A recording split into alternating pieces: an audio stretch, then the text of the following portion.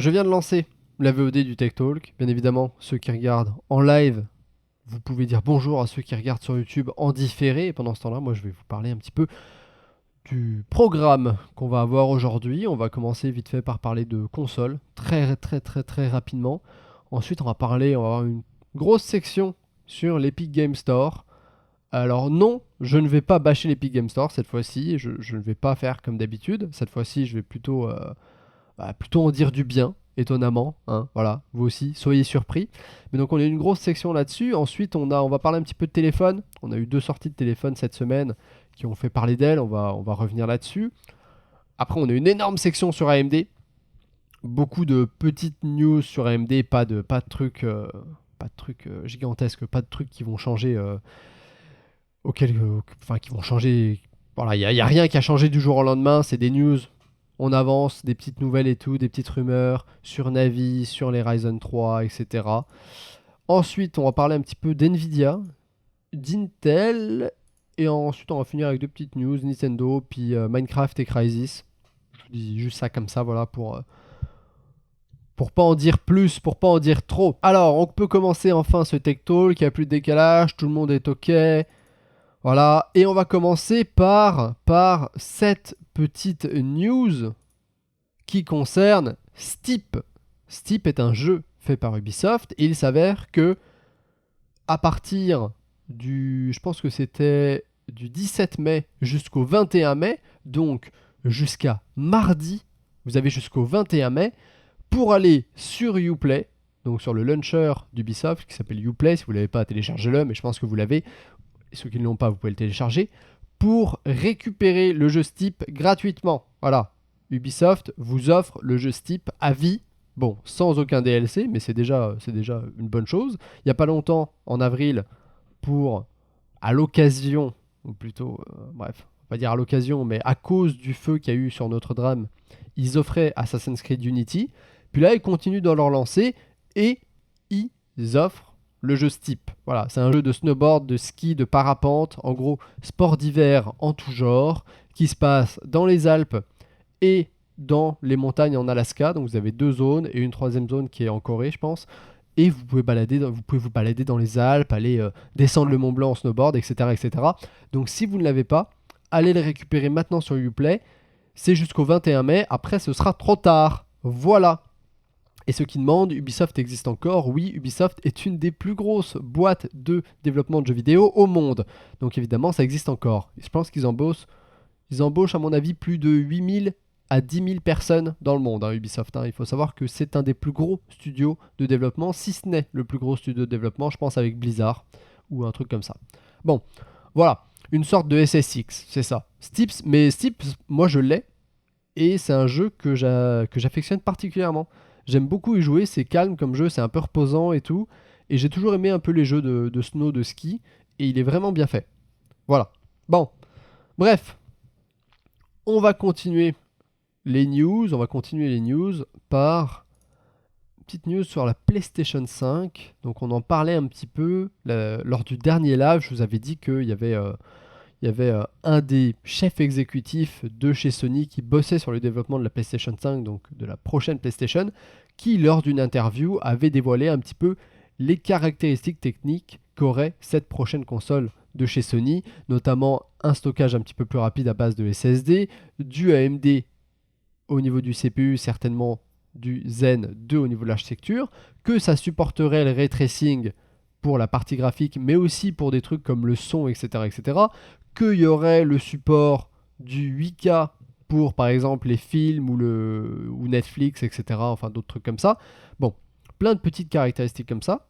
Et là, on a une news qui concerne la date de sortie, ou plutôt, je vais dire, la date à laquelle la PlayStation 5 ne sortira pas. Et donc, il ne faut pas attendre de console de la part de Sony avant mai 2020. C'est-à-dire que lors aussi d'une autre interview, un des chefs exécutifs, donc qui s'appelle un des chefs exécutifs de chez Sony, je pense, a dévoilé au Wall Street Journal qu'il n'y aurait pas de sortie de console pour les 12 prochains mois. Donc c'est-à-dire que là, on est en mai 2019, il ne prévoit pas de sortir une prochaine console dans les 12 prochains mois. C'est-à-dire que ça repousse déjà à mai 2020 la sortie potentielle de la prochaine PlayStation 5. Donc c'est-à-dire qu'on ne pourra pas l'avoir avant mai 2020. Elle sera peut-être annoncée avant.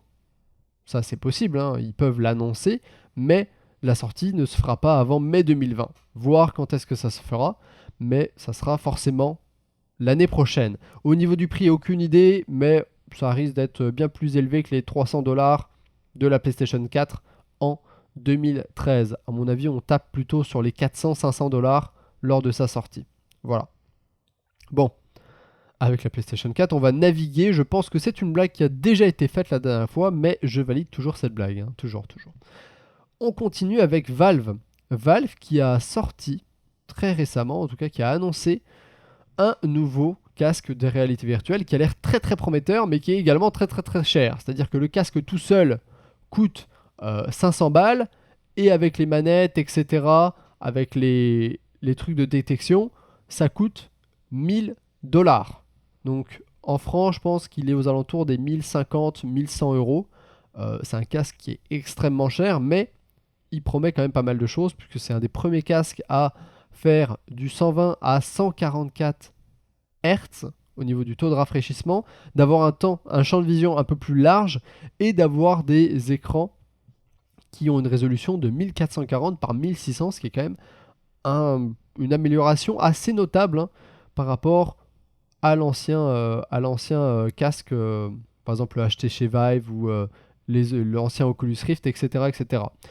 Un des trucs qui est très attendu sur ce casque de réalité virtuelle de chez Valve, c'est les joysticks, notamment les manettes, parce qu'apparemment elles seraient assez spéciales et tu pourrais avoir beaucoup plus de possibilités de mouvement avec ces manettes-là, parce que apparemment elles permettraient de pouvoir pincer avec les doigts, de pouvoir prendre, d'avoir une gestuelle améliorée au niveau des mains grâce à ces manettes-là, donc de permettre beaucoup plus de mouvement au niveau des doigts et des mains, et d'en détecter beaucoup plus, qui pourrait être intéressant pour certains jeux. Donc voilà. Je pense que je ne sais plus quand est-ce que ça sort exactement. Je ne sais pas c'est quoi la date à laquelle ils vont commencer à envoyer ces casques-là. Je pense que c'est assez prochainement parce qu'ils ont commencé à les vendre. Mais c'est ça, en gros, tu peux... Ah voilà. Donc en gros, tu as un capteur pour quasiment chacun des doigts. C'est-à-dire que tu as une gâchette, tu as un capteur pour le doigt du dessus, tu as des capteurs pour tes 3 doigts à l'arrière, comme vous le voyez ici, et ce qui va te permettre du coup de faire des mouvements genre juste avec 2 doigts. Genre pincer, prendre, genre accrocher, etc., etc. Donc ça peut être assez intéressant. Ça peut être assez intéressant. Bon, j'ai pas trouvé la date. Si jamais quelqu'un a la date, hein, s'il peut me le dire, ça serait plutôt pas mal. Bon. Et ça va être aussi, je pense, un des premiers casques, genre avec... Bon, pas un des premiers casques avec sans fil, parce que je pense qu'il va y avoir un fil à l'arrière du casque, à mon avis. Potentiellement avec une possibilité de sans fil. Mais en tout cas, dès le début, il y aura juste un fil qui va partir et qui sera genre le fil qui gérera l'image et le son également, parce qu'il y a il y a des écouteurs qui sont intégrés au casque. Voilà. Bon. On va continuer avec Epic Game Store. L'Epic Game Store. D'habitude, je crache sur l'Epic Game Store, etc. Je dis qu'ils ont des pratiques qui sont dégueulasses et tout.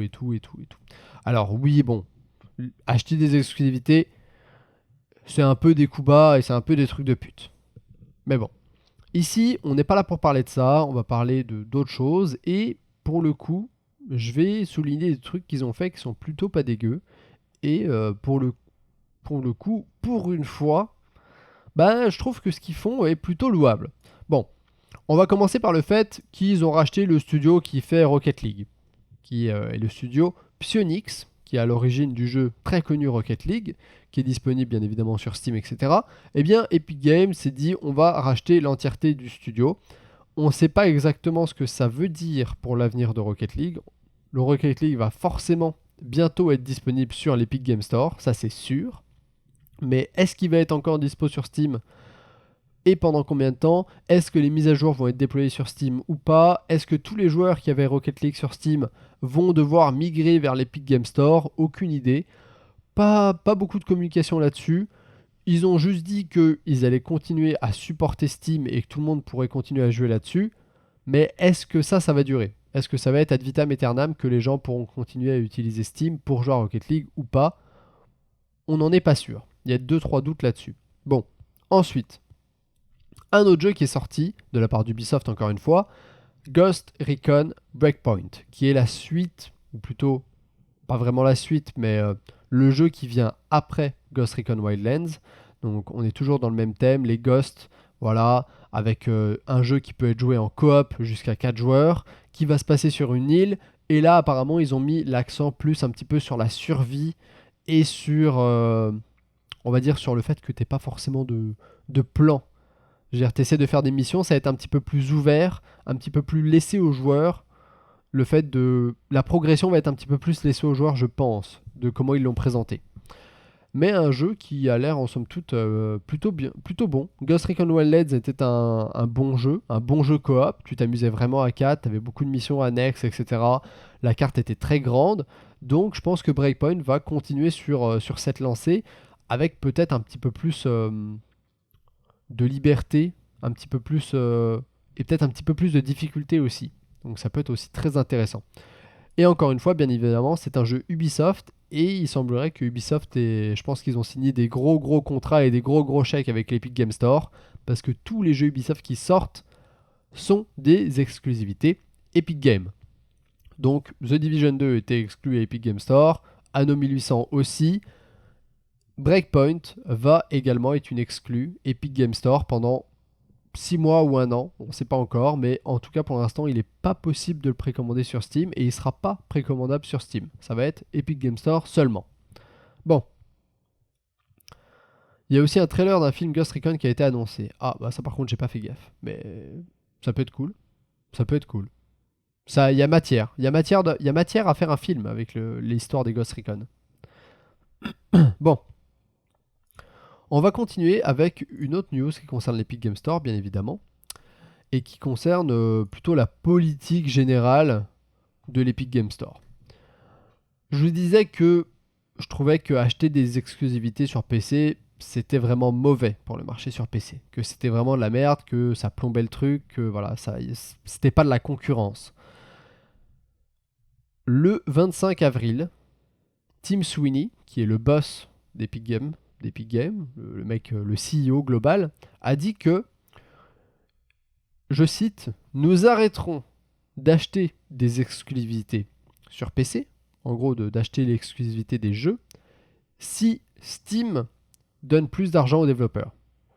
Et là, je trouve que c'est tout à fait louable. C'est qu'ils se disent, on sait que les exclusivités, c'est pas forcément le meilleur pour le marché du PC.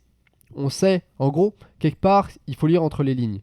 Ils savent que c'est pas de la concurrence qu'ils font direct, qu'ils ramènent, qu'en achetant des exclusivités, ils forcent les gens à venir utiliser leur store. Et c'est pas forcément ce qu'ils veulent, parce qu'ils savent que c'est pas des pratiques qui sont très louables et en plus qui sont très pas valorisantes, mais qui fonctionnent sur le long terme. C'est-à-dire que si tu forces les gens à venir utiliser ton service, ça les oblige pas forcément à rester. Je veux dire, s'il y a des trucs qui leur plaisent pas sur ton service, ils vont partir. C'est pour ça que entre les lignes, ils le savent que c'est pas forcément la meilleure méthode. Et du coup, ils disent qu'ils arrêteront d'acheter des exclusivités sur PC lorsque Steam aura décidé de donner autant aux développeurs que eux le font. C'est-à-dire qu'une fois que Steam aura changé sa politique et arrêtera de prendre 30% des revenus pour eux, eh bien, Epic Games arrêtera d'acheter des exclusivités. En gros, c'est une manière qu'ils ont de faire bouger Steam.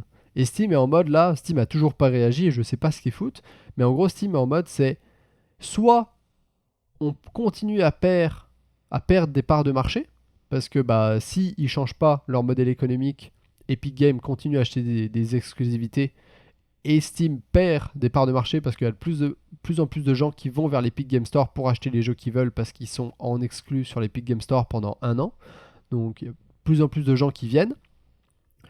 Soit on perd en part de marché et en plus du coup voilà, on perd de l'argent, soit on abandonne nos 30% et on prend plus que 12%, donc on perd beaucoup d'argent d'un coup, mais on garde peut-être notre part de marché et tous les utilisateurs qu'on a chez nous, parce que si on fait ça, Epic Games arrête d'acheter des exclusivités. Pour moi, le choix est vite fait. Hein. Pour moi, le choix est vite fait. Pour moi, tu penses long terme et t'abandonnes tes 30%. Parce que si tu continues avec tes 30% et que tu perds tous les gros jeux, si tous les gros jeux sont achetés par Epic Games, tout le monde va au final virer de Steam quasiment. Enfin, beaucoup d'utilisateurs vont virer. C'est du chantage. Oui, c'est du chantage. Un peu, mais c'est autorisé. C'est autorisé. Dans le sens où, tu sais, tu fais pas de chantage. Enfin, c'est un chantage, mais c'est un chantage sans être un chantage. C'est dans le sens où, parce que acheter des exclusivités, c'est légal. Parce qu'un chantage, ça sous-entend qu'il y a quelque chose que tu sais que, pour moi, ça sous-entend que, pas qu'il y a un truc d'illégal, mais en gros, là, il force pas Steam à faire quelque chose. Il dit juste, le jour où Steam veut changer et arrête de prendre 30% aux développeurs, nous on arrête d'acheter des exclusivités.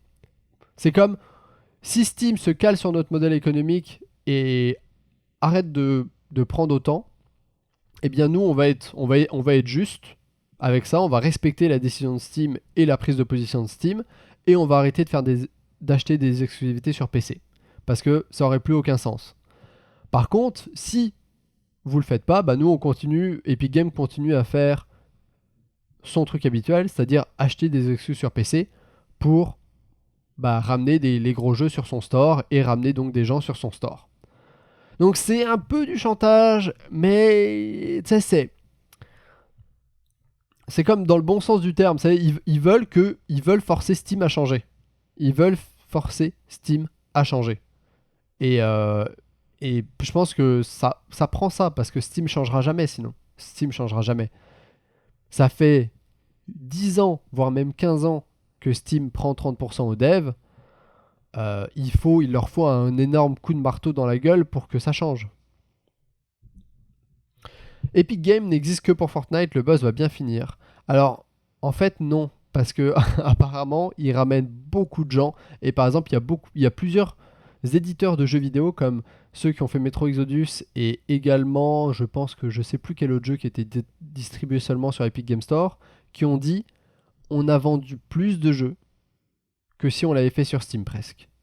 Genre, en déployant Metro Exodus sur l'Epic Games Store, on a dépassé nos attentes en termes de vente alors qu'on est sur l'Epic Games Store. Et ça montre bien qu'au final, l'Epic Games Store grappille des parts de marché à Steam grâce aux exclusivités qu'ils achètent sur PC. Voilà. C'est quand même... Et ils font ça bien. Ils ont un modèle économique qui marche, parce que oui, ils ont genre 150 millions de personnes qui jouent à Fortnite, qui jouent que à Fortnite, qui ont ce store, qui ont ce magasin, qui ont l'Epic Game Store. Le mec a plus envie de jouer à Fortnite un jour. Il lance le jeu, il fait une game, ça le saoule, il quitte, et là il arrive sur son launcher, qui est l'Epic Game Store, et il se dit merde, à quoi je pourrais jouer? Et là il a l'Epic Game Store. Et là il voit dans le magasin qu'il y a tel jeu qui est proposé, qu'il y a tel jeu qui est gratuit, que toutes les 2 semaines on lui offre un jeu. Le mec va peut-être prendre le jeu gratuit, l'essayer, dans 2 semaines après il va reprendre un autre jeu gratuit, il va se dire oh il y a peut-être ce jeu là qui est bien, je vais peut-être l'acheter, hop il va l'acheter sur l'Epic Game Store. Possible, tu vois. Bon, et en plus, pour continuer avec ces news là, ils ont fait un autre move qui est extrêmement intelligent. Là c'est le meilleur move de l'année, je pense. C'est qu'ils ont fait, là en ce moment même, sur l'Epic Game Store, il y a des réductions, il y a des soldes sur quasiment tous les jeux dans le store. Donc tout le monde attend les soldes Steam, tout le monde les attend. Les soldes Steam d'hiver, les soldes Steam d'été, les soldes Steam d'automne, tout le monde les attend, parce que c'est là que tu trouves les meilleurs jeux au plus bas prix. C'est là que tu as les meilleurs rabais, etc. Les jeux les moins chers possibles et tout, à des moins 75%. Tu t'achètes la série complète des Borderlands à 10 balles, alors qu'il y a tous les DLC, etc. etc. Et bien là, Epic Games s'est dit, ça va bientôt être les soldes d'été sur Steam. On va faire des soldes avant ça, histoire que les gens achètent plein de jeux maintenant sur l'Epic Game Store. Et du coup, ils font les méga sales, sur lesquels tu as des jeux qui sont à moins 75%, jusqu'à moins 75%. Deuxième chose, il n'y a pas que les vieux jeux qui sont en solde. C'est-à-dire que même les jeux qui viennent de sortir ou qui sont même pas encore sortis sont en réduction. Et ce qu'ils ont dit, ils ont dit les nouveaux jeux ont beau être en réduction, on donne toujours la même quantité d'argent aux développeurs, c'est-à-dire comme si vous aviez acheté le jeu plein prix. C'est-à-dire que même si on vous fait le jeu à moins 25%, on donne la quantité d'argent au studio comme si vous l'avez acheté à plein prix. C'est-à-dire en mode genre, ils prennent sur eux pour donner plus aux devs. Et du coup, il y a Borderlands 3 qui est en réduction. Oui. Au lieu d'acheter Borderlands 3 à 59€, tu peux l'acheter à 49. Effectivement. Tu peux aussi acheter genre les Metro Exodus, il est sorti il y a 2 mois, il est déjà en réduction. Il est genre à moins 25 ou moins 30%. Il y a plein d'autres jeux qui sont genre à moins 50, moins 60%, etc. Les jeux Heavy Rain, Beyond Two Souls et Detroit Become Human, ils sont même pas encore sortis, mais ils sont déjà en solde. C'est-à-dire que moi là j'ai acheté Heavy Rain et Beyond Two Souls à 9€ chacun, au lieu de 19. Parce que en plus des soldes qu'ils font, chaque fois, pour chaque jeu à plus, c'est ce qui est marqué là, chaque jeu à plus de 15 $, donc chaque jeu qui a plus de 15€, chaque jeu qui coûte plus de 15€, il te rembourse 10€. Oui, Borderlands 3, il s'est peut-être retiré, mais au début, tu pouvais l'acheter. Je pense qu'il y a Vampire de Masquerade 2, Bloodliness, qui s'est aussi retiré du store parce qu'il voulait pas prendre part aux soldes. Mais Borderlands 3, les 2 premiers jours des soldes, parce que ça a commencé à être 2-3 jours, tu pouvais acheter Borderlands 3 pour moins cher. Et j'ai pas fait gaffe, mais peut-être qu'il n'y est plus, mais tu pouvais l'acheter pour moins cher. S'il y est plus, c'est qu'il s'est retiré. Mais en tout cas, tu peux quand même trouver beaucoup de jeux. Et le truc de maître, je vous dis, chaque jeu qui a plus de 15 balles, Epic Games te rembourse 10$ sur chaque jeu qui a plus de 15 balles. C'est-à-dire qu'un jeu qui coûte 15€, tu l'as à 5€. Un jeu qui coûte 20€, même s'il n'est pas en solde, il te coûte 10€. Un jeu qui a 30€, il est à 20€. Regardez ça. Regardez si c'est pas... C'est la folie. Regardez, ça là, ce petit jeu. Heavy Rain. 19,99. Tu te dis ok 19,99, ok bon je l'ai déjà. C'est un mauvais exemple. On va prendre celui-là. John Wick X 17,99 à la place de 20. Il est à 20 balles. Avec la réduction, il est à 17,99. On va dire un petit 10% de réduction. Sauf que avec le truc d'Epic Games, il te rembourse 10$ pour chaque jeu qui a plus de 15$. Et bien au final, il est à 8 balles. 8€ à la place de 17. Enfin, plutôt à la place de 20. C'est un move de génie. C'est vraiment un move de génie. C'est un truc de fou. Est-ce que j'ai pris Story Untold ? Oui, je l'ai pris. C'est vraiment un move de génie. Et moi, je suis épaté. Arnaud Avilés, bon, ça m'embête, mais je vais me coucher. Toujours au top. Merci pour tes 5€, mon petit Arnaud, ça fait plaisir. Et je te souhaite une très bonne nuit. Tu pourras regarder la fin de ce Tech Talk en VOD, bien évidemment. Ne t'en fais pas. Donc ouais, c'est un move de génie. Tu peux trouver, voilà, comme ils le disent, Satisfactory, 19€ à la place de 29. After Party, 6€ à la place de 16. Même World War Z, qui est sorti il y a genre 3 semaines, il coûte 20€ à la place de 30, etc., etc. Bref, il y a vraiment plein de jeux qui sont genre pas chers, Et voilà, à l'heure où l'article est sorti, vous voyez que Borderlands 3 était encore disponible à 49€ au lieu de 59. Control, qui est un prochain jeu qui sort avec le ray tracing, 49 au lieu de 59, etc. Et je vais voir si Borderlands est encore dispo ou pas. Juste checker, mais je pense qu'il y a moyen qu'il l'ait enlevé. Par contre, il y a aussi Close to the Sun qui est à 29 au lieu de 39, etc. Borderlands 3, je pense qu'il l'a enlevé. Effectivement. Mais c'est un move de génie. C'est légal, oui, c'est légal. Ils vendent pas. C'est pas une vente à perte parce qu'ils ont l'argent. Et en gros, c'est pas comme une vente qui serait à perte où tu perds de l'argent sur chaque vente que tu fais. Non, parce que je pense qu'ils se font quand même de l'argent dessus. Et en plus, ils redonnent la même somme aux développeurs que si tu achetais le jeu à plein prix. Donc pour l'instant, ça m'a l'air tout à fait légal. Enfin, ce qu'ils font, ça m'a genre c'est comme si t'avais c'est comme une compagnie qui te vend une carte graphique et qui te fait un rabais de 50 $ sur la carte graphique parce que voilà, pourquoi pas, tu vois. Genre un rabais instantané, tu vois.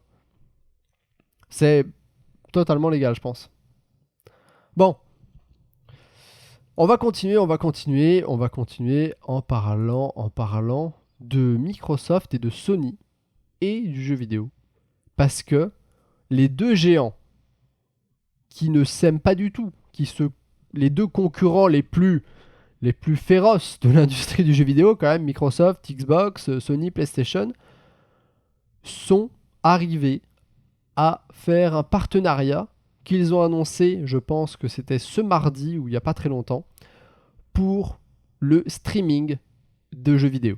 C'est-à-dire qu'en gros, au niveau du jeu vidéo en streaming et des services de streaming pour le jeu, eh bien Microsoft et Sony se sont alliés et ont formé un partenariat dans lesquels ils vont certainement utiliser les solutions dans le nuage, donc de cloud, offertes par Microsoft qui s'appelle Microsoft Azure.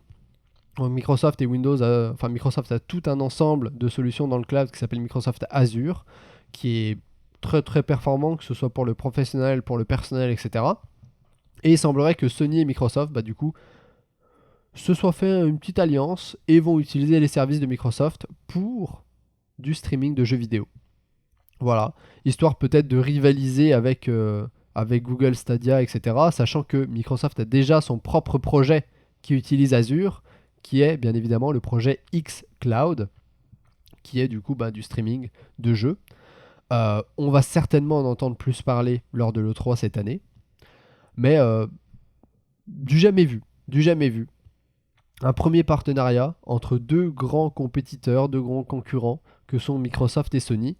Je pense que c'est plutôt pas mal. À mon avis, c'est juste que le PlayStation Now, etc., va se ramener sur les services de Microsoft, qui va peut-être avoir un truc unifié qu'utilise les solutions Azure, etc., etc. Bon, par contre, ne vous inquiétez pas sur tout le reste, hein, ça reste des concurrents, il n'y a pas de souci. Chacun va avoir leurs exclusivités, leurs consoles et tout et tout. Ça va rester des concurrents sur tout le reste. Il y a juste sur le streaming de jeux vidéo où ils se sont mis d'accord sur 2-3 trucs et ils font un partenariat. Voilà. Bon.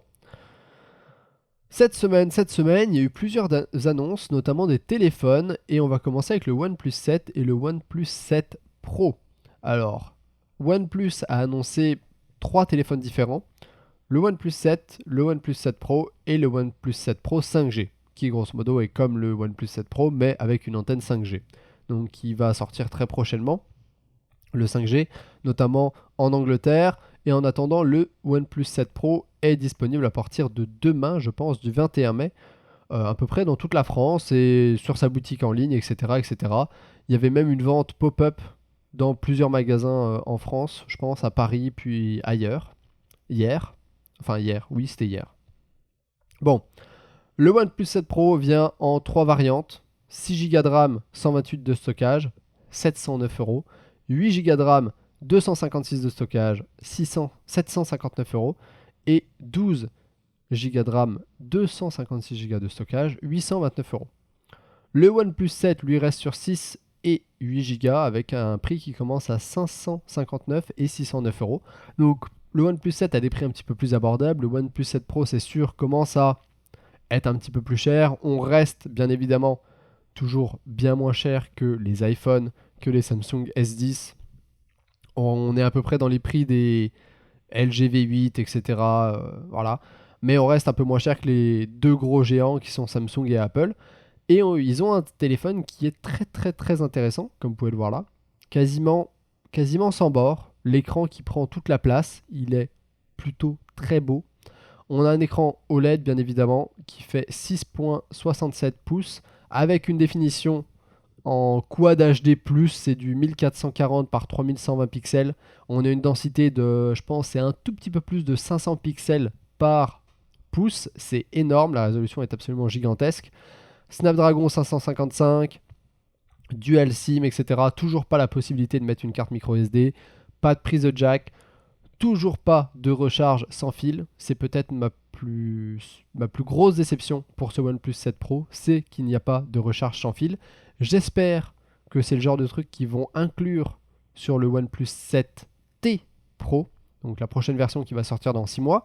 Bon, par contre, bien évidemment, ils ont toujours la recharge rapide, qu'ils ont appelée la Warp Charge 3.0, je crois, qui permet de recharger votre téléphone genre de 50% en 20 minutes. Alors, c'est sûr que c'est un truc qui est génial. Tu branches ton téléphone, tu attends 20 minutes, il est quasiment chargé à 50%. C'est un truc qui n'a pas de prix, surtout quand la batterie fait quand même 4000 mAh, donc une batterie plutôt conséquente. On a un système avec 3 appareils photo à l'arrière, un appareil photo de 48 mégapixels avec une focale en f1.6 stabilisée. On a un appareil photo de 8 millions de pixels avec une focale en 2.4, donc qui est un appareil, une lance, c'était pour lens, une optique avec un zoom de 3 fois, donc c'est celle-là. Et ensuite on a une caméra grand angle, donc en f.2 avec 16 mégapixels. Et en caméra frontale, on a une caméra frontale de 16 mégapixels en f.2. Et vous dites, où est-ce qu'on la met la caméra frontale? Bien évidemment, la caméra frontale, elle est sur un petit truc qui pop-up du haut. Et c'est là-dessus que vous avez la caméra frontale, bien évidemment. Voilà. Bon. Ils ont testé ce truc-là, c'est plutôt pas mal. Ils ont fait rentrer, je pense, 300 000 fois ce petit truc sur leur bande test pour vérifier que ce soit suffisamment solide, suffisamment robuste, suffisamment rigide, que ça ne casse pas après que tu l'aies sorti 2000 fois. Non, ils l'ont fait rentrer et sortir. Je pense que c'est l'équivalent de 150 fois par jour pendant 5 ans. Donc c'est quand même plutôt conséquent, quoi.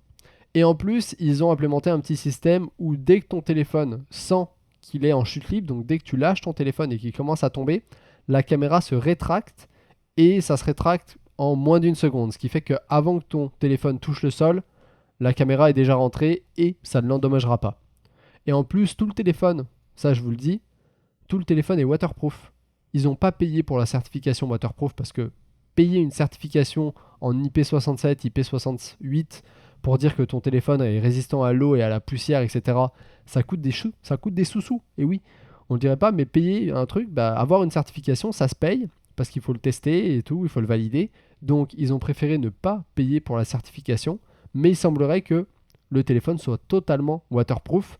J'ai vu une vidéo de test où le mec testait le téléphone, il lançait un chronomètre, il le mettait dans l'eau pendant 12 minutes, pendant qu'il faisait la review du téléphone, et à la fin des 12 minutes, il le récupérait, le OnePlus 7 Pro, et il marchait toujours très très bien, complètement fonctionnel, aucun souci, donc il semblerait qu'il soit aussi waterproof, même s'il n'y a pas de certification.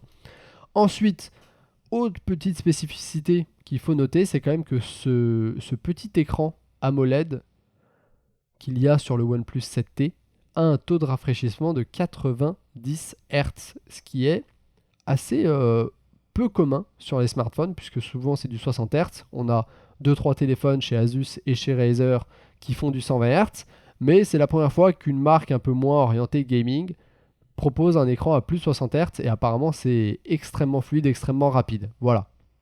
Bon, de l'autre côté, le OnePlus 7, qui est un petit peu moins cher, reprend le même design que le OnePlus 6T, donc avec la caméra frontale sur une petite goutte, une encoche goutte, et avec du coup les mêmes specs que le OnePlus 7 Pro, mais le même design que le OnePlus 6T. Donc c'est-à-dire qu'on a un Snapdragon 855, on n'a que 2 caméras à l'arrière, on a celle de 48 mégapixels et je pense qu'on a le grand angle, je pense qu'on n'a pas le zoom. Ouais, c'est ça, on n'a pas le zoom, et le grand angle c'est un 5 mégapixels. Mais sinon, c'est quasiment les mêmes caractéristiques avec une batterie un petit peu plus faible, puisqu'on est sur du 3700 mAh, mais parce que la résolution de l'écran est moins grande et l'écran est moins grand aussi. Voilà. Un très bon téléphone. C'est clairement un téléphone que je recommande à n'importe qui. Que ce soit le OnePlus 6T, le OnePlus 7 ou le OnePlus 7 Pro, ça dépend de ton budget. Mais si quelqu'un me demande qu'est-ce que je devrais prendre comme téléphone, je te dirais prends un OnePlus sans hésiter. Voilà, vous savez tous, j'ai un OnePlus 3, ça fait des années que j'en parle, ça fait des années que je vous le montre. Je m'en sers toujours, tous les jours, il marche toujours aussi bien. Je l'ai acheté Day One il y a maintenant quasiment 3 ans. Et je l'ai quasiment jamais réinitialisé, même pas remis d'usine une fois. Il est toujours hyper fluide, sans aucun souci. L'interface est quasiment, c'est mieux, je trouve que c'est même mieux que du Android stock, que du Android de base. C'est-à-dire que leur OS est absolument génial.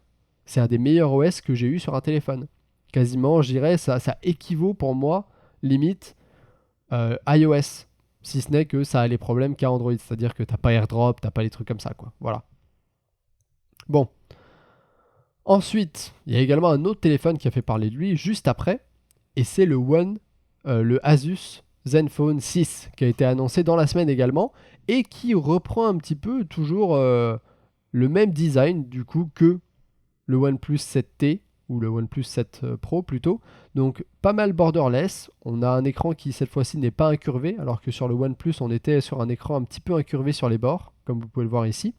Donc un truc qui se rapproche un peu plus d'un Samsung S10 par exemple, alors que là le Zenfone c'est un écran qui est complètement plat, pas du tout incurvé sur les bords, donc on a une petite marge sur les côtés.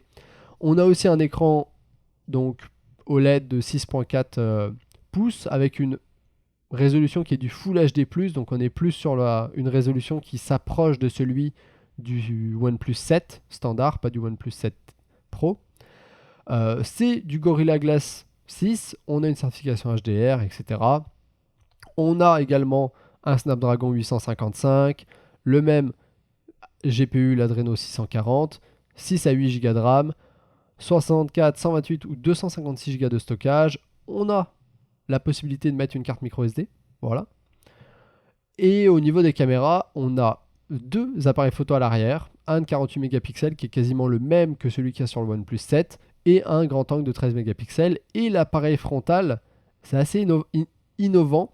Ils n'ont pas fait un truc qui monte du haut, ils ont fait un espèce de... En gros, c'est tout ton bloc de caméra à l'arrière, donc tes deux caméras, qui se retournent pour faire face à l'avant, qui pivotent à 180 degrés pour faire face à l'avant, comme ça. Vous voyez, ça c'est tes deux caméras arrière avec en dessous ton petit truc d'empreinte digitale qui se retournent complètement pour devenir ta caméra frontale. Donc tu as une caméra frontale de 48 mégapixels, ce qui est quand même pas dégueu. Donc c'est aussi une autre manière de pallier au problème de caméra frontale. Je trouve ça assez novateur, mais je vous avouerai que je pense que je préfère quand même le OnePlus 7. Mais il est un petit peu moins cher.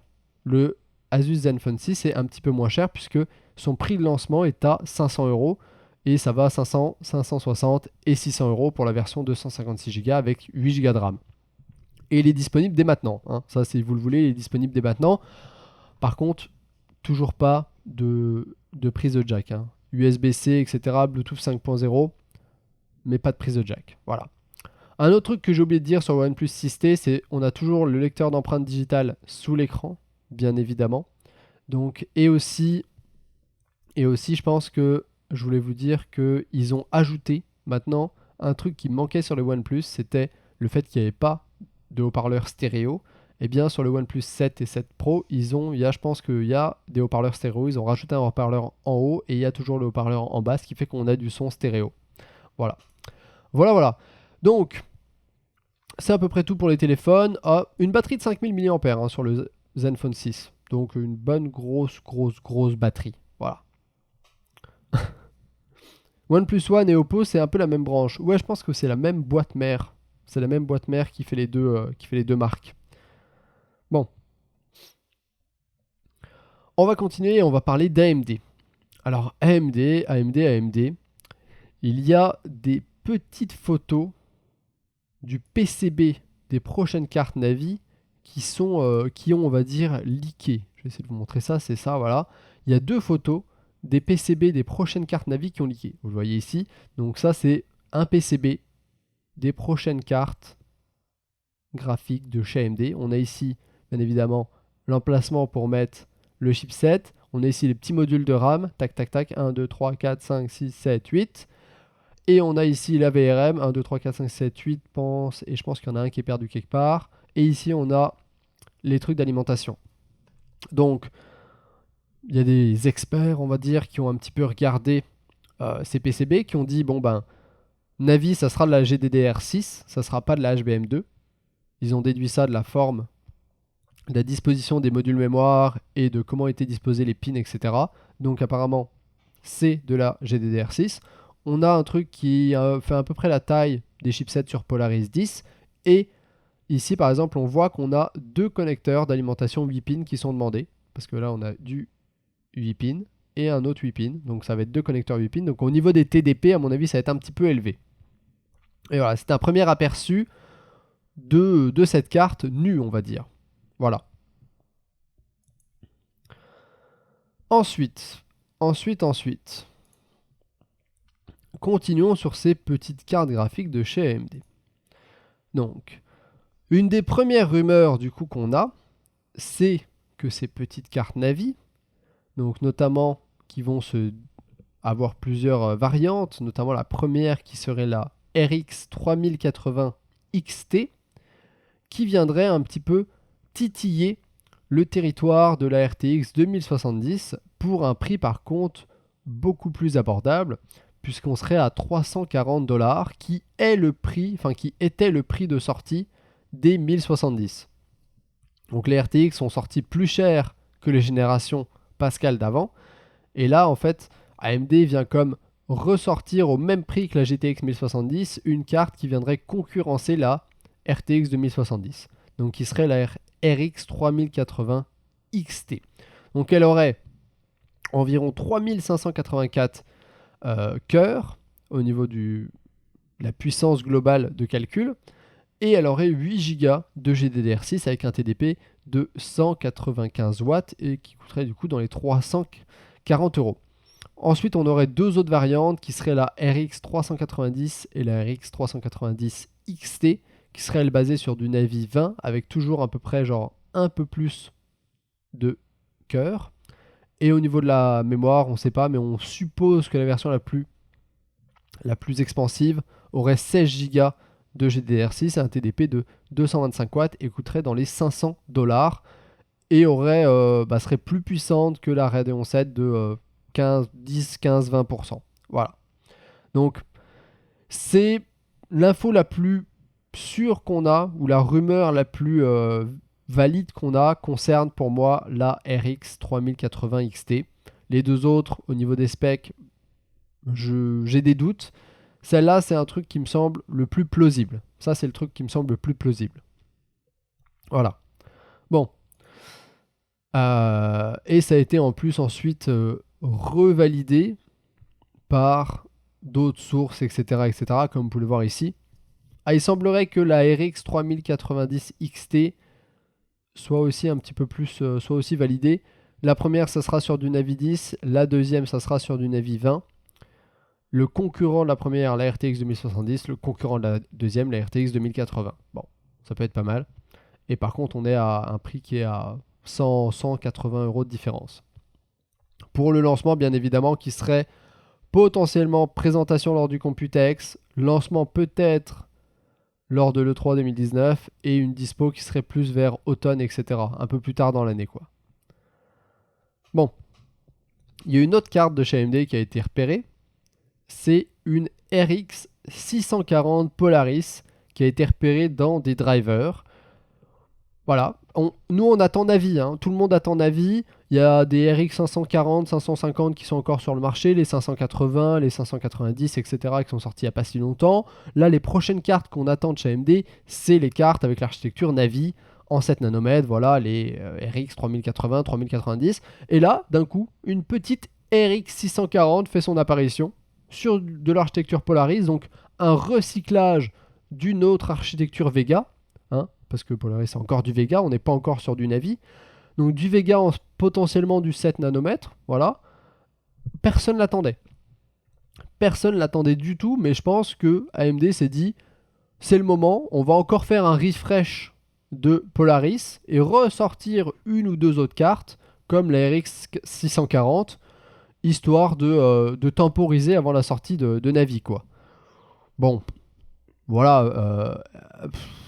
Et qu'est-ce que j'en pense de ces cartes? Je ne sais pas. Je ne sais pas du tout, quoi. J'en ai aucune idée.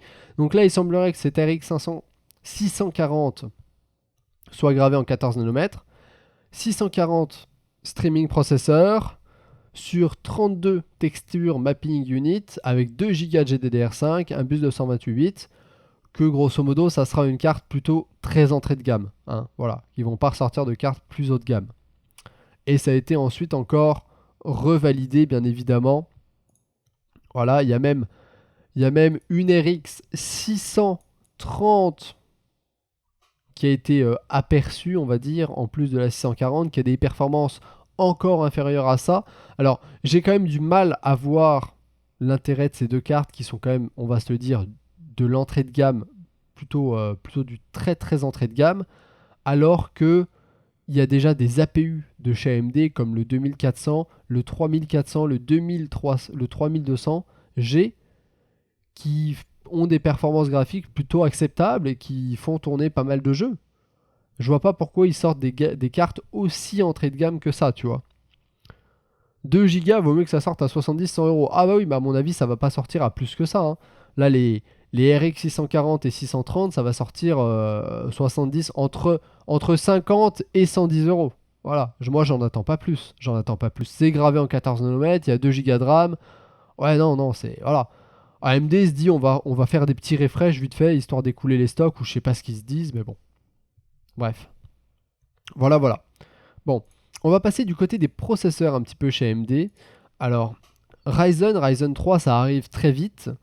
Et avec Ryzen 3, il y a peut-être un truc qu'on ne va pas revoir, qu'on a vu lors des 2 dernières générations de Ryzen, qui étaient les séries Threadripper.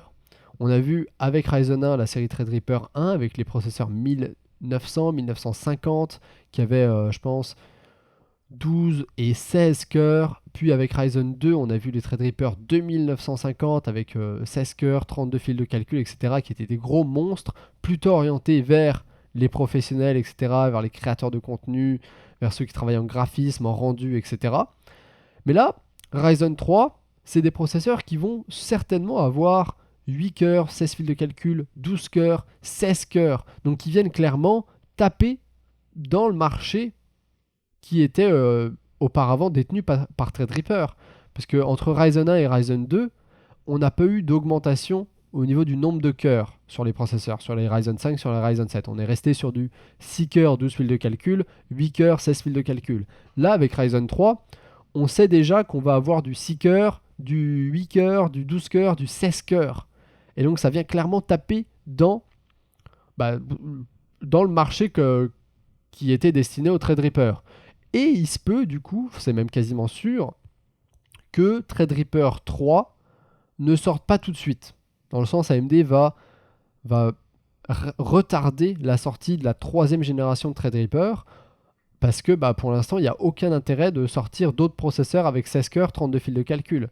Ils vont voir comment est-ce qu'ils refont cette famille de processeurs que sont les Threadripper, qui sont des processeurs plus orientés pour les professionnels, et quand est-ce qu'ils les sortent. Donc il se peut qu'ils soient en train de réfléchir et que Threadripper, ça arrive plus en 2020, si Threadripper 3 arrive, parce que c'est pas dit qu'AMD au final se dise bon il y a une utilité à sortir Threadripper. Si on a déjà des Ryzen qui ont beaucoup de cœurs, on va peut-être se concentrer là-dessus et sortir au final des Ryzen avec 18 cœurs, tu vois. Voilà. Oncle Bobby, merci à toi. Bon, Sarah J. Hi, j'espère que tu vas bien. Sarah. Donc voilà, donc c'est peut-être une gamme de chez AMD qui serait vouée à disparaître, les Threadripper, notamment parce que AMD a décidé d'augmenter significativement le nombre de cœurs sur ses processeurs Ryzen, ce qui n'est pas du tout... moi je leur en veux pas, hein, c'est très très bien qu'ils fassent ça, et ça me gêne pas que Threadripper prenne le bord. Pas du tout. Si on a plus de cœurs, moi ça me va. Du moment qu'on a des processeurs plus puissants, je suis content. Voilà. Un jour il existera des Threadripper 64 cœurs. Oui, mais du coup, par exemple, Emmerich, pour revenir là-dessus, vous pouvez me dire, oui, mais ils peuvent faire des Threadripper avec 32 cœurs, 64 cœurs. Oui, mais ça, c'est déjà le marché des processeurs EPYC qu'ils ont pour serveur, les EPYC ROM, etc., qui ont déjà 32 cœurs, 24, 32 et je pense 64 cœurs. Je sais pas s'il y en a un à 64 cœurs encore, mais je veux dire, c'est les processeurs qui font pour les serveurs à l'heure actuelle, qui sont les EPYC ROM, qui ont 24 cœurs et 32 cœurs. Donc entre les deux, il n'y a pas trop de place. Il y a de la place pour du 18 cœurs, mais c'est tout. Parce qu'après, tu es déjà sur du 24, tu vois. Donc c'est pour ça qu'à mon avis, Threadripper va jarter et ils vont arrêter de faire cette gamme. Voilà, voilà. Bon, on va continuer toujours avec AMD. Hein. On a beaucoup de news concernant AMD. On en a parlé il y a un petit moment. Mais AMD est en train de sortir ses prochains APU, donc les processeurs qui ont un chipset graphique intégré, qui font la succession, qui viennent à la suite des 2200G et des 2400G, donc qui sont les Ryzen 5 de 3400G et Ryzen 3 3200G. Donc, tout ça, pour l'instant, c'est gravé en 12 nanomètres. Ces deux APU qui sortent, ça a beau être du label 3000, c'est pas basé sur de l'architecture Zen 2. On est toujours sur de l'architecture première du nom, revisitée, qui est du Zen Plus. C'est pour ça que c'est gravé en 12 nanomètres et pas en 7 nanomètres. Par contre, du coup, au niveau du chipset graphique, on est également sur, je pense, du Vega 11 et du Vega 10, il me semblerait. Et on a notamment les vitesses et les fréquences de ces deux nouveaux petits processeurs qui sont là. Donc vous voyez qu'on reste à chaque fois sur le même nombre de cœurs entre le 2200 et le 3200, 4-4. Par contre, on augmente un petit peu les fréquences de base. On gagne 300 MHz en boost, ce qui est quand même pas mal. Et on est toujours sur du Vega 8, par exemple sur la partie graphique, mais on augmente aussi la fréquence au niveau de la partie graphique. Toujours le même TDP, ça par contre c'est bien. Le 3400, pareil, 4 cœurs, 8 fils de calcul, on passe de 3.6 à 3.7, de 3.9 à 4.2, toujours le gain de 300 MHz.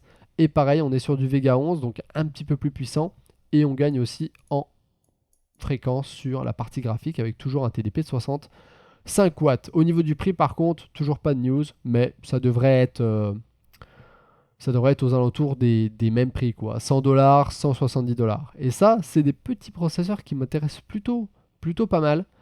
Ils m'intéressent plutôt beaucoup, notamment pour les tester, pour voir c'est quoi les capacités de ces processeurs en jeu, tu vois. Genre, savoir si quelqu'un qui veut jouer juste à LoL ou à CS, est-ce qu'un processeur comme ça peut suffire? Parce que du coup, tu n'as pas forcément besoin d'acheter de carte graphique. Tu as déjà un chipset graphique intégré au processeur et ça peut largement faire l'affaire.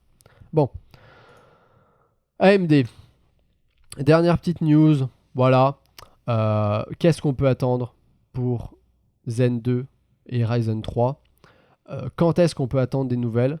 Notamment au niveau, on peut avoir des premières news au niveau du Computex qui est dans 2 semaines, voire même ça commence je pense la semaine prochaine et dans 2 semaines, c'est fin mai. On aura certainement d'autres news mi-juin, début mi-juin avec le 3. Et après il y aura une autre conférence qui a été programmée par AMD qui s'appelle les Hot Chip Sessions, qui sont 2 petites conférences. Une le 19 août qui est spécifiquement pour parler de Z2, genre AMD va spécifiquement lors de cette conférence en août parler de l'architecture de Zen 2. Et le 20 août, qui est un mardi, pour parler de Navi, et pendant laquelle AMD va spécifiquement parler de l'architecture Navi de ses processeurs et de l'implémentation du 7 nanomètres. Voilà. Donc ça, c'est un petit peu la timeline. On va certainement avoir des nouvelles lors du Computex fin mai, lors de l'E3 en juin, et lors de ces 2 conférences en août. Bon, bien évidemment, Ryzen 3, on attend pas mal d'améliorations au niveau du nombre d'instructions par cœur, au niveau de l'amélioration au niveau de l'efficacité énergétique, qu'on arrive à mettre plus d'opérations dans la mémoire cache, qu'on arrive à avoir un meilleur contrôleur au niveau de la mémoire pour avoir des mémoires à plus haute fréquence, etc., etc. Voilà une des premières cartes mères qui a été montrée sur le chipset X570. Et ce qui me faisait marrer, c'était, comme on le disait en début de live, les fabricants de cartes mères recommencent à mettre des petits ventilos sur les cartes mères. Et ça, là, c'est un petit ventilo qui est sur le chipset. Le chipset est à cet endroit-là.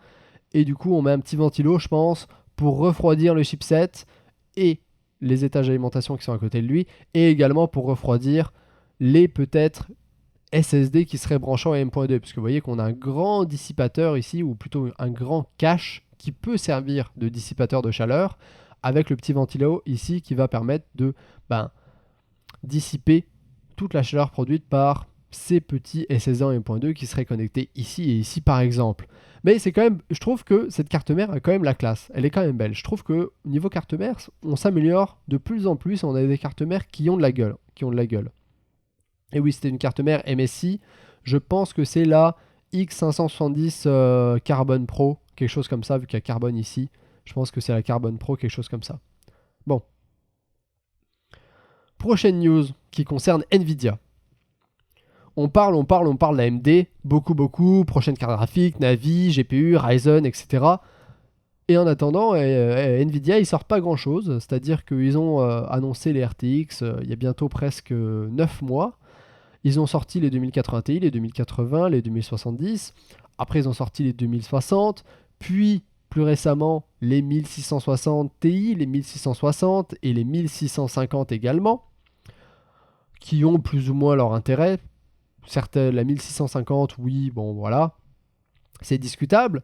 Mais en attendant, pas forcément d'autres nouvelles sur d'autres cartes. Il se peut que Nvidia sorte un refresh, justement, de certaines de ces cartes Turing pour contrer AMD et contrer notamment les prochaines cartes Navi d'AMD. Voilà, Nvidia, on sait qu'ils veulent toujours rester en avant de la compétition, etc. Ils ont l'avantage d'être déjà en avance et du coup de pouvoir préparer déjà une riposte à ce que AMD va sortir. Dès que Navi va sortir, je suis sûr que Nvidia, dans le mois qui suit, va avoir quelque chose de prêt pour contrer ces cartes Navi. Donc on s'attend peut-être à avoir une RTX 2070 Ti, donc une version un petit peu améliorée de la RTX 2070, qui sera un petit peu plus performante. Mais on s'attend peut-être également à avoir un refresh au niveau de la 2080 et de la 2080 Ti, et un refresh qui concernerait essentiellement la mémoire, donc la GDDR6, pour avoir de la mémoire un petit peu plus rapide, qui serait upgradée pour être plus rapide et donc avoir un petit peu plus de performance. Ça serait pas grand chose, ça serait je pense 5% de performance en plus. Excusez-moi. Mais ça pourrait peut-être faire la différence, parce que à l'heure actuelle, je pense que la GDR6 qui est sur la 2080 Ti et la 2080 tourne à 14 GB par seconde. Et on pourrait upgrader ça et passer à 16 GB par seconde pour la mémoire.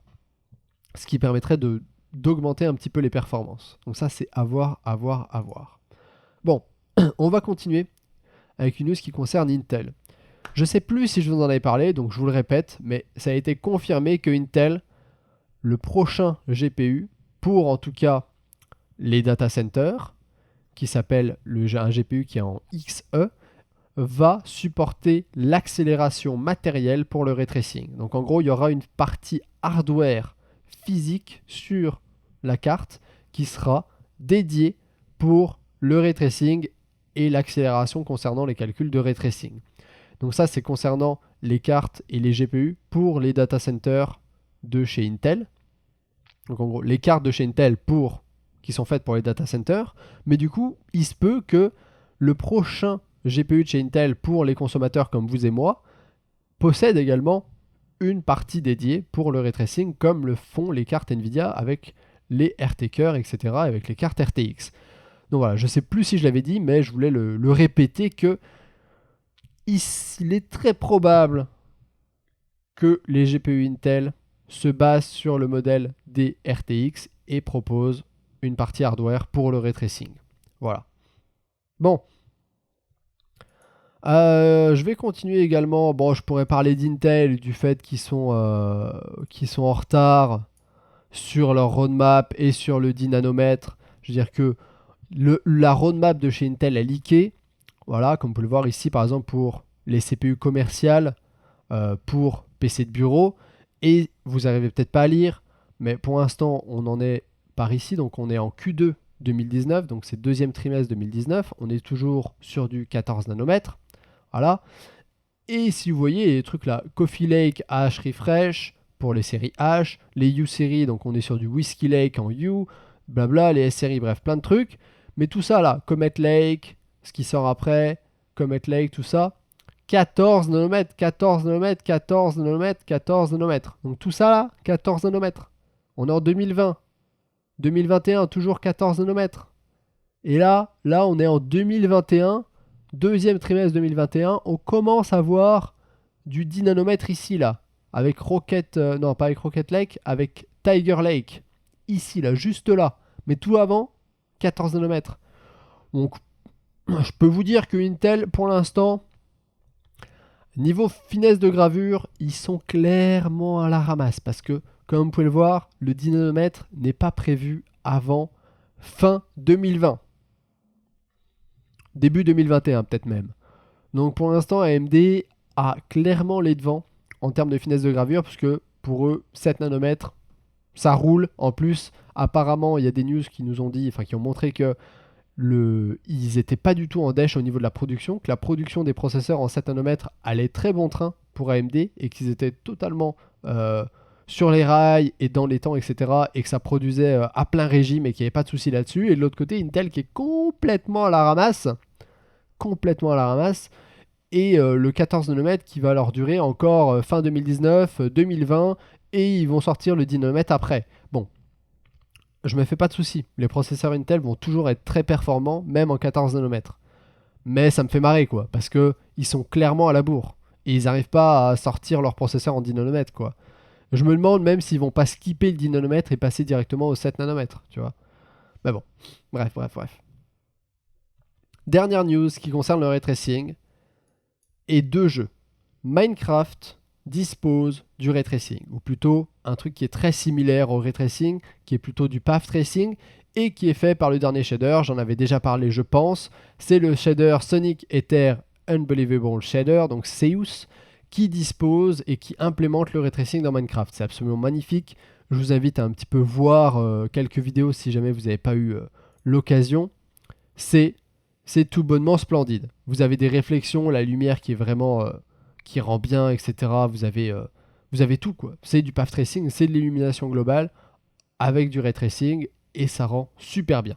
Bon, par contre, évidemment, ça ne prend pas du tout en charge, je pense, les RTKers et l'accélération hardware des RTX, parce que je pense que c'est codé en DirectX 11 et pas du tout en DirectX 12. Or, les trucs DXR, donc pour DirectX Ray Tracing de DirectX, sont implémentés dans DirectX 12, donc sur DirectX 11, tu ne peux pas vraiment les utiliser. Donc ça tourne un petit peu, il faut une bonne grosse config pour le faire tourner. Mais voilà, moi j'étais impressionné quand j'ai vu ça. Par contre, j'ai été encore plus impressionné quand j'ai vu qu'il y avait du ray tracing sur Crysis. Oui. Alors déjà que Crysis, ça tourne très mal. Si en plus on rajoute du ray tracing sur Crysis, ça devient impossible. C'est pas possible. Bon, comment c'est possible ? Eh bien, c'est un mec qui s'est complètement gavé et qui a réussi à implémenter une méthode de path tracing, encore une fois, pour l'illumination globale, via Reshade. Alors, Reshade, qu'est-ce que c'est ? Reshade, c'est un espèce de petit programme qui est en fait un injecteur. Un injecteur, c'est en gros un injecteur de post-processing. C'est en gros un espèce de petit programme qui va interfacer, qui va se mettre juste à la sortie du jeu, entre le jeu et vous, entre le jeu et votre écran, et qui va retraiter l'image du jeu pour l'améliorer, que ce soit pour modifier les couleurs, pour modifier un petit peu les lumières, pour rajouter du bloom, rajouter un anti-aliasing, etc. C'est hyper connu. Ça marche plutôt bien, mais c'est assez gourmand. Ça peut être assez gourmand en performance, dépendamment de ce que tu actives, parce que tu as tout plein d'effets disponibles avec Reshade. Tu peux activer des réflexions en screen space, donc en espace écran. Tu peux rajouter des ombres, tu peux ajouter différentes méthodes pour faire le rendu de la lumière, tu peux changer le visuel du jeu, donc que ce soit au niveau de la saturation, etc. Il y a vraiment beaucoup d'options différentes dans Reshade. Ça peut changer le rendu visuel d'un jeu, peut-être pas du tout au tout, mais ça peut changer pas mal le rendu visuel d'un jeu et l'améliorer beaucoup, mais c'est assez coûteux en performance. Eh bien, il y a un de ces mecs-là qui s'est dit, vous inquiétez pas, je vais faire du ray tracing avec Reshade. Et il a fait du ray tracing avec Reshade. Il s'appelle Pascal Gilcher. Pour l'instant, c'est disponible seulement à ceux qui le suivent et qui le soutiennent sur Patreon. Donc c'est comme Tipeee, etc. Là, c'est un truc où tu peux donner de l'argent à quelqu'un par mois, etc. pour le soutenir. Et en gros, c'est une méthode d'illumination globale qui fonctionne avec du ray tracing. Alors par contre, toujours pareil, ça tire pas du tout profit des RTKers et de l'architecture RTX et de l'accélération hardware pour le ray tracing, parce que Reshade, c'est seulement disponible sur DirectX 9 et DirectX 11 et OpenGL, donc ça supporte pas des XR, etc. Ils sont en train de bosser pour migrer Reshade, enfin migrer, le rendre compatible avec Vulkan. Par contre, aucune idée s'ils veulent le rendre compatible avec DirectX 12, donc c'est très gourmand, mais vous avez du ray tracing sur Crysis, et potentiellement ce qu'il dit c'est que comme ça fonctionne avec Reshade, il a fait une démo sur Crysis, mais tu pourrais avoir du ray tracing sur n'importe quel jeu. C'est-à-dire que n'importe quel jeu qui pourrait être compatible avec Reshade et qui serait compatible avec Reshade, tu pourrais utiliser son truc pour avoir du ray tracing sur ce jeu-là. Voilà. Bon, pour vous donner une petite idée, faudrait que je regarde la vidéo en entier, etc. Parce que en gros c'est un 36 minutes, c'est un petit peu long, mais en gros tout est ray tracé. Toutes les lumières, ou quasiment presque toutes les lumières, sont faites en ray tracing. Et c'est quand même plutôt impressionnant. Ça change 2-3 trucs, oui. Ça change pas l'aspect complet du jeu, mais on voit que les lumières sont un petit peu plus fidèles, un petit peu plus douces, etc. etc. Après, il a rajouté du bloom, et comme vous pouvez le voir, regardez. Là, sur la droite, c'est ray tracé, sur la gauche, ça ne l'est pas. Vous voyez que c'est un petit peu différent, que le rendu n'est pas tout à fait pareil. Que le rendu, ça c'est ray tracé. C'est fou. C'est fou qu'un mec ait réussi à faire ça. Voilà. Bon. Si ça vous intéresse, je pense que la vidéo est sur YouTube, etc. Vous pouvez la trouver. Bon voilà, c'est la fin de ce Tech Talk. J'espère que ça vous aura plu. N'hésitez pas à liker si vous avez liké, disliker si vous avez disliké. On a quand même livé pendant 1h11. C'est plutôt un long Tech Talk, mais ça faisait longtemps qu'on n'avait pas fait de live. En attendant, on se retrouve la semaine prochaine. N'hésitez pas à poser vos questions, remarques en commentaire. Et sur ce, comme d'habitude, moi je vous dis à ciao, bonsoir.